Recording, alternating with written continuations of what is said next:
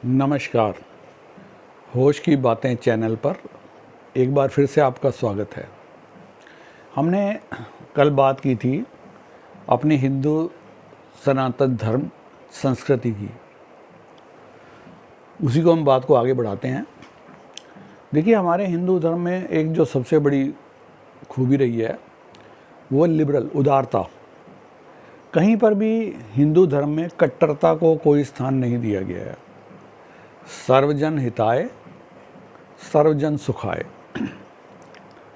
यही कारण है कि हिंदुस्तान में सब धर्मों के लोग आज़ादी के साथ अपनी धार्मिक स्वायत्तता के साथ रहते हैं।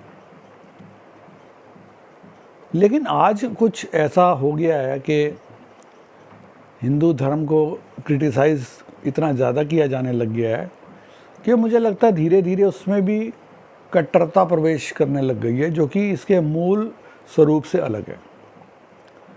लेकिन इसको मैं एक्शन नहीं कहूँगा, इसको रिएक्शन कहूँगा। एक तरह का ये रिएक्शन है जो चारों तरफ हो रहा है। जो हमारी लिबरल पॉलिसी रही है, जो हमारा सबको स्वीकार करने की जो एक बात रही है, तो जैसे कहते हैं ना, मोहब्बत हमेशा दो तरफा होती है। यदि आप दोनों तरफ से मोहब्बत होगी तभी वो रिलेशनशिप चलती है, मोहब्बत चलती है। तो कहीं ना कहीं आज ये बात हो रही है कि हिंदू धर्म को क्रिटिसाइज़ करने में मैं नहीं जानता हूँ कि किन लोगों का ये हाथ है, किन लोगों का शौक़ है, किन लोगों की मजबूरी है, ऐसा क्यों हो रहा है। लेकिन जो भी हो रहा है ये ठीक नहीं हो रहा है और हमें इसके लिए जागरूक होने की बहुत ज़्यादा ज़रूरत है। हमें अपने धार्मिक पहचान को कायम रखना है। और कहते हैं ना, जिस चीज़ का हमने स्टडी नहीं की, जिस चीज़ को हमने नहीं पढ़ा, तो हम आगे बच्चों को कैसे उसको पढ़ाएंगे, कैसे उनको उसका ज्ञान देंगे, मैसेज देंगे। तो सबसे पहले तो ये जानना ज़रूरी है कि हमारे हिंदू मैथोलॉजी की इतनी जो रिच परंपरा है, और आप देखें कि बड़ा साइंटिफिक और वैज्ञानिक धर्म है ये हिंदू धर्म। इसमें आम तौर पे आजकल एक नया ये बात चल पड़ी है, अंधविश्वास। मैं कहीं पढ़ रहा था कि कोई अंधविश्वास उन्मूलन समिति बनाई है किसी ने, और वो, लेकिन बड़ी कमाल की बात है कि उनको सारा अंधविश्वास हिंदू धर्म में ही दिखाई देता है और किसी में उनको अंधविश्वास दिखाई नहीं देता। मेडिकल साइंस है, एक जाना माना साइंस है, एक सर्वमान्य चिकित्सा पद्धति है, लेकिन क्या उसमें एरर नहीं है? ऑपरेशन के दौरान क्या मरीजों की मौत नहीं होती, गलत ऑपरेशन नहीं होते, या उसमें कोई एरर नहीं आता? किंतु मैंने किसी के मुंह से कभी ऐसा नहीं सुना कि फिर भी हम इस एलोपैथी पे विश्वास रखते हैं तो हमारा अंधविश्वास है। लेकिन वही यदि हम अपने धर्म की बात करें जो ऑथेंटिक है, उसके बारे में कोई बात करें, तो ये कहा जाता है जी अंधविश्वास है। तो ये सेम पैरामीटर दो बातों के लिए अलग अलग क्यों हो जाता है? तो हमारा जो, देखें, अध्यात्म में एक बात बड़ी मज़ेदार कही जाती है कि भौतिक जो चीज़ें हैं उनमें कंपनी भी एडवर्टाइजमेंट करती है, तो कहती है पहले इस्तेमाल करें फिर विश्वास करें। लेकिन धर्म में इसका उल्टा है कि पहले विश्वास करें फिर इस्तेमाल करें। तो विश्वास होने के बाद ही आपको वो चीज़ नज़र आएगी। अभी मैं कहीं एक पढ़ रहा था कि समाज में रहना इतना मुश्किल क्यों होता जा रहा है। इतना मुश्किल इसलिए होता जा रहा है कि हर व्यक्ति दूसरे को आईना दिखा रहा है। वो खुद अपने शक्ल आईने में नहीं देखना चाहता, वो दूसरे को आईना दिखाना चाहता है। दूसरा तीसरे को, तीसरा चौथे को, सब ऐसे ही चल रहा है।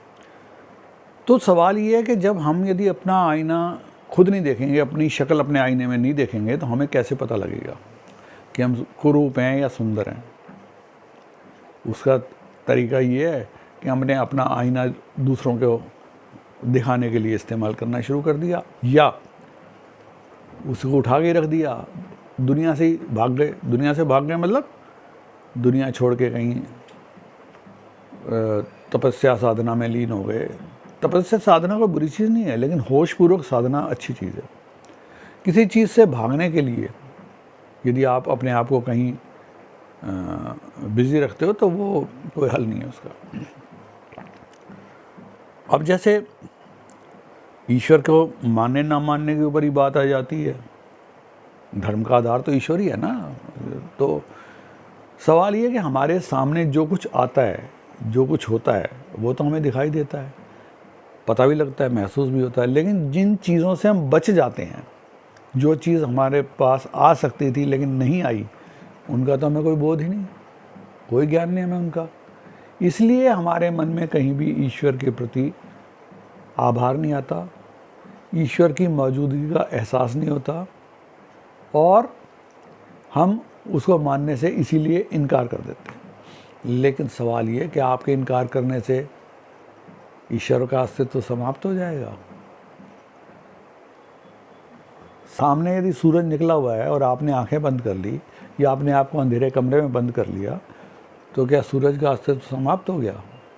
सूरज तो है, अपनी रोशनी बिखेर रहा है, ऊर्जा बिखेर रहा है, लेकिन आपने ही अपने आप को यदि कवर कर लिया, उससे अलग हटा लिया, एकांत में कहीं बंद कर लिया, तो सूरज का इसमें कोई दोष नहीं है। तो इसलिए हमारे को सबसे ज़्यादा जो ज़रूरत है वो यही है कि हम अपने धर्म को, अपनी संस्कृति को जानें, उनको स्टडी करें, उसके बारे में पढ़ें। इतने अच्छे अच्छे ग्रंथ हमारे जो ऋषि मुनि थे उन्होंने लिखे हैं, लेकिन कितने लोग ऐसे हैं जिन्होंने हमारे जो 4 वेद हैं वो पढ़े होंगे? या गीता ही को ले लीजिए, गीता इतना कॉमन बात होती है, गीता की बात होती है, कोर्ट में भी गीता पे हाथ रख के कसम खाई जाती है, लेकिन कितने लोग हैं जो गीता को पढ़े हैं, पूरा पढ़ा है गीता को जिन्होंने, या गीता का जिन्होंने मर्म समझा है, या गीता में जो भगवान कृष्ण ने कहा उसको जाना है? तो एक बात और मैं यहाँ कहना चाहूँगा कि देखिए, जिस चीज़ की हम रिस्पेक्ट नहीं करेंगे, तो हम ये उम्मीद नहीं कर सकते कोई और उसकी रिस्पेक्ट करेगा। फर्स्ट, सबसे पहले हमें रिस्पेक्ट करनी है अपनी संस्कृति की, अपने धर्म की, अपनी पहचान की। जिस दिन हम रिस्पेक्ट करना शुरू कर देंगे, उसी दिन सब लोग रिस्पेक्ट करेंगे, उससे पहले नहीं। आज देखिए, कोई बात होती है तो मेरे को बड़ी इस बात के लिए हैरानी होती है कि विरोध में जितने स्वर उठते हैं उनमें से ज़्यादातर लोग हमारी संस्कृति से हैं, हमारे धर्म से हैं। अब ये क्या साबित करना चाहते हैं, क्या बताना चाहते हैं, मेरे को तो आज तक समझ नहीं आई। अब कहते हैं कि एक कथा है छोटी सी कि एक कस्बा था जिसमें लोगों ने मिरर, शीशा, आईना देखा नहीं था।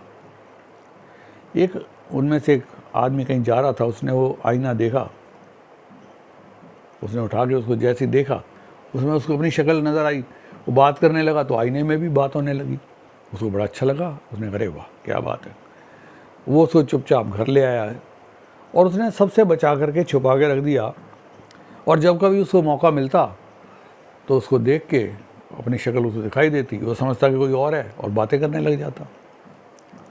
उसकी पत्नी ने एक दिन देखा कि ये किससे बातें करता रहता है, तो एक दिन उसकी अनुपस्थिति में उसने ढूंढ ढांड के वो शीशा निकाला, और जैसे उसको देखा तो उसमें उसकी अपनी शक्ल नज़र आई। तो उसने कहा, ओहो, ये इस औरत से बातचीत करता रहता है, ये मतलब उसने उसके करैक्टर पे शक किया। उसने कहा कि ये तो गलत है। अब उसने अपनी सासू माँ जो थी उनसे शिकायत करी कि देखिए आपका बेटा क्या कर रहा है, और वो तो किसी लड़की से चुप चुप अकेले बात करता रहता है, मैंने खुद देखा उसको। तो उन्होंने कहा, अच्छा दिखाओ भाई, मुझे दिखाओ कौन सी लड़की है जिससे बात करता है। तो उसने आईना उसको पकड़ा दिया। अब उसकी सासू माँ ने जब देखा तो उसको अपनी शक्ल दिखाई दी। उन्हें, ओहो, कहाँ ये बदसूरत और बुजुर्ग महिला के चक्कर में आ गया। उसने भी ये नहीं सोचा कि इसमें मेरा ही प्रतिबिंब दिखाई दे रहा है। तो कहने का सिर्फ इतना मतलब है कि जो धर्म है हमारा वो एक हमारा आईना है। यदि आईने में हमें कोई चीज़ बदसूरत दिखाई दे रही है तो आईने का दोष नहीं है, हमने उस बदसूरती को खूबसूरती में तब्दील करना है। और फिर यदि सब यही सोचेंगे कि हमें तो सिर्फ रोटी कमानी है, जीवन गुजारना है, बच्चों को पढ़ाना है, लिखाना है, एक अच्छी नौकरी, शादी, बच्चे, फिर यही सिलसिला चलता आ रहा है, सदियों से चलता आ रहा है और सदियों तक चलता रहेगा। तो सवाल ये है कि किसी को तो इसके लिए इनिशिएटिव लेना पड़ेगा, किसी को तो इसके लिए कुछ करना पड़ेगा। अब हर आदमी सोचे कि मुझे क्या ज़रूरत पड़ी है, मैं क्यों करूँ, बाकी लोग कर लेंगे, इतने लोग हैं दुनिया में। तो सभी लोग ये सोचेंगे तो करेगा कौन? इसलिए हमें हर आदमी को अपने रोल को पहचानना होगा, अपनी ड्यूटी को समझना होगा और अपने काम को करना होगा। देखिए, किसी चीज़ की इज़्ज़त तभी होती है ना जब आप उसकी खुद इज़्ज़त तो करते ही हैं, उसके लिए कुछ एफ़र्ट भी करते हैं, अपने घर के लिए, अपने व्यापार के लिए, अपने बच्चों के लिए हम सब कुछ करते हैं। क्यों करते हैं? इसीलिए करते हैं ना क्योंकि हमें उनसे लगाव है, मोहब्बत है। तो इसी तरह थोड़ी सी लगाव और थोड़ी सी मोहब्बत अपने धर्म और संस्कृति के लिए भी रखिए। इसी पर हम अभी आगे और कल चर्चा करेंगे। आज के लिए इतना ही। धन्यवाद।